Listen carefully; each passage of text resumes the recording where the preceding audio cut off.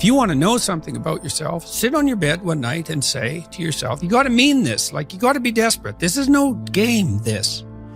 It's like, my life is not everything I want it to be, and perhaps it's not everything that I need it to be. And by need, I mean my life is so unbearable that the suffering that's attendant upon that is make me nihilistic, cynical, bitter, resentful, homicidal, genocidal, unable to have a good relationship, prone to punish people for their virtues because of my jealousy, driving the proclivity to see evil everywhere except within my own heart. Like, these are problems, man. And you ask yourself, you sit on the bed and say, okay, man, I'm ready to learn something. Like, what's one thing I'm doing wrong that I know I'm doing wrong that I could fix, that I would fix? It's like, you meditate on that, you'll get an answer. And it won't be one you want, but it'll be the necessary one. You know, and it's often something that will point you to small things. So Carl Jung said, people in the modern world don't see God because they don't look low enough. And so imagine you're in your messy bedroom, you know, and you're sitting on the edge of the bed trying to have an honest dialogue with yourself. And the little voice says, you know, it's pretty disgusting in here. And you think, well, I'm way above such trivial niceties as organizing my room. Well, that's pride. That's arrogance. If you're above organizing what's actually yours, how in the world are you ever going to organize anything else? And so you get on your knees and you think, well, it's time to, you know, take a brush to the toilet. And maybe that's where you start.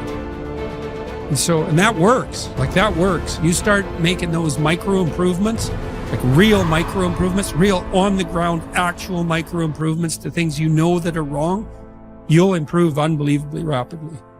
You're male and not female. You're Hindu and not Christian. You're tall and not short. You have an arbitrary range of talents and an arbitrary range of limitations, none of which, in some sense, you chose. It's the cards you're dealt. Now, some of those are cards of privilege. Now, maybe you're born intelligent. Maybe you're born symmetrical. Maybe you're born healthy. Maybe you're born into a culture where it's much easier not to be absolutely deprived. Maybe your parents are rich. And so all of that, in some sense, is unearned. Now, along with that comes a good dose of existential guilt. Because at the same time, and this is true for anyone, regardless of their cultural background, the ground we walk on is soaked in the blood of historical atrocity. And so that's on you. Because, you know, people think, well, who's the Nazi? Well, it's the fascist, or who's the radical communist? It's the radical left-wing ideologue. And the fundamental truth of the matter is that's best dealt with as a spiritual matter. Is the adversary is within, really, most profoundly. And so you have to take the responsibility for that historical atrocity onto yourself. I was talking to Guy Ritchie this week about his movie King Arthur. It's quite an interesting movie in many ways. And when Arthur, who could be the hero, takes the sword, he's so overcome by visions of his murderous uncle that he can't pick up the weapon. Well, think about that. Now, you have weapons at your disposal, but they've been used by your murderous uncle. Like, dare you wield them? And the answer is, maybe it's easy just to leave the sword on the ground because you do want to be responsible for atrocities going forward, and don't think you couldn't be, and don't think you might not enjoy it. And so, the way you pay for your privilege is with your virtue. I mean that most particularly. You have these opportunities and this existential guilt.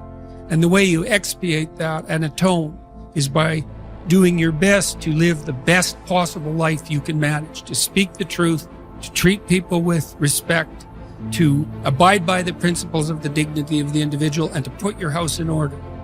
And that's how you pay for your unearned privilege. All of us. And we all have our privileges and our curses. You know? All of us have that. That's why it's not useful to be envious of people.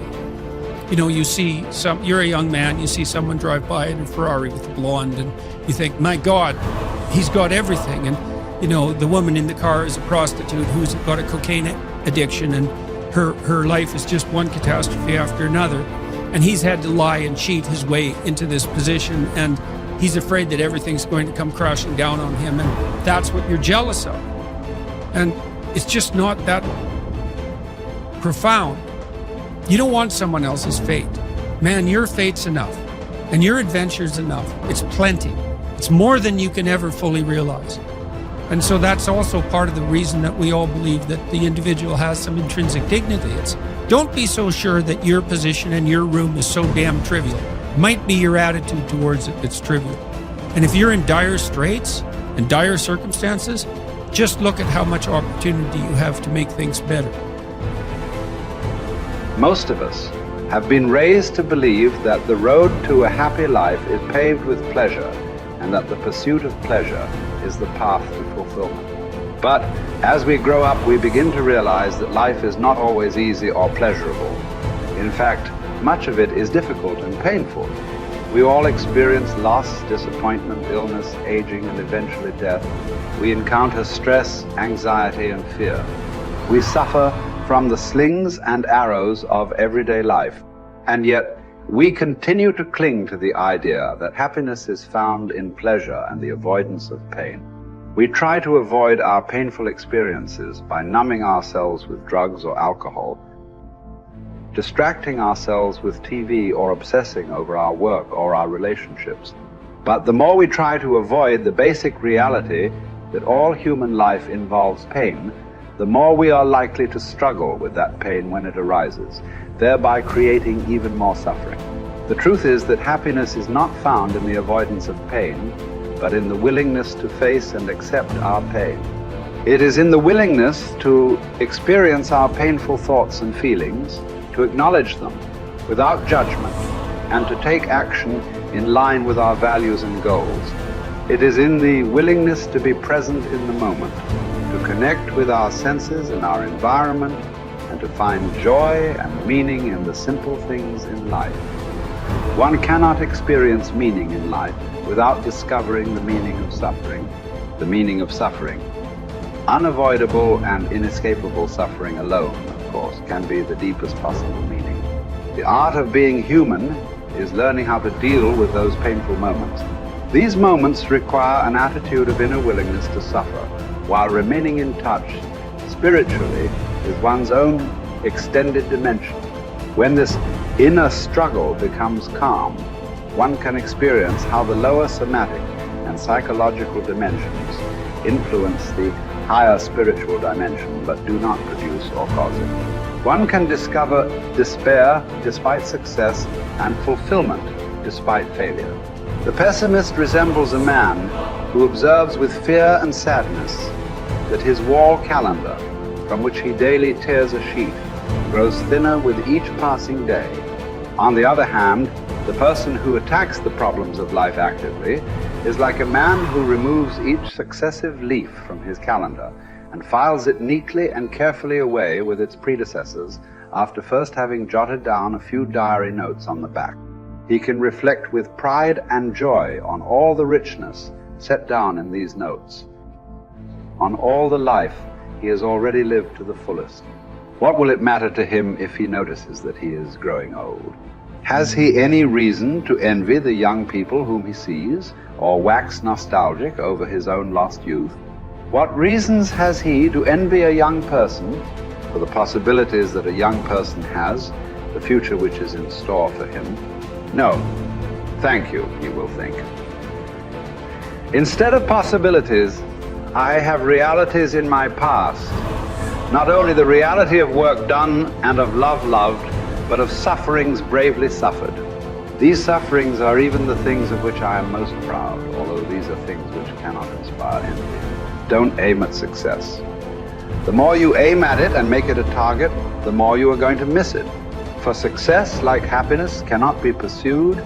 It must ensue, and it only does so as the unintended side effect of one's personal dedication to a cause greater than oneself, or as the byproduct of one's surrender to a person other than oneself. Happiness must happen, and the same holds for success. You have to let it happen by not caring about it. I want you to listen to what your conscience commands you to do and go on to carry it out to the best of your knowledge. Then you will live to see that in the long run. In the long run, I say, success will follow you precisely because you had forgotten to think about it. For the first time in my life, I saw the truth as it is set into song by so many poets, proclaimed as the final wisdom by so many thinkers. The truth, that love is the ultimate and highest goal to which man can aspire. Then I grasped the meaning of the greatest secret that human poetry and human thought and belief have to impart.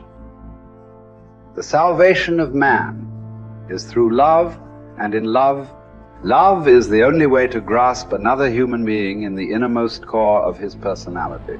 No one can become fully aware of the very essence of another human being unless he loves him. By his love, he is enabled to see the essential traits and features in the beloved person. And even more, he sees that which is potential in him, which is not yet actualized, but yet ought to be actualized.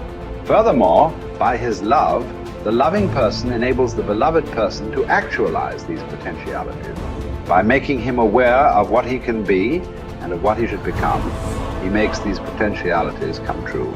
It did not really matter what we expected from life, but rather what life expected from us. We needed to stop asking about the meaning of life, and instead think of ourselves as those who were being questioned by life.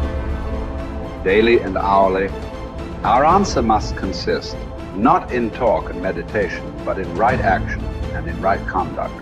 Life ultimately means taking the responsibility to find right answer to its problems and to fulfill the tasks which it constantly sets for each individual. Ultimately, man should not ask what the meaning of his life is, but rather must recognize that it is he who is asked. In a word, each man is questioned by life, and he can only answer to life by answering for his own life. To life he can only respond by being responsible.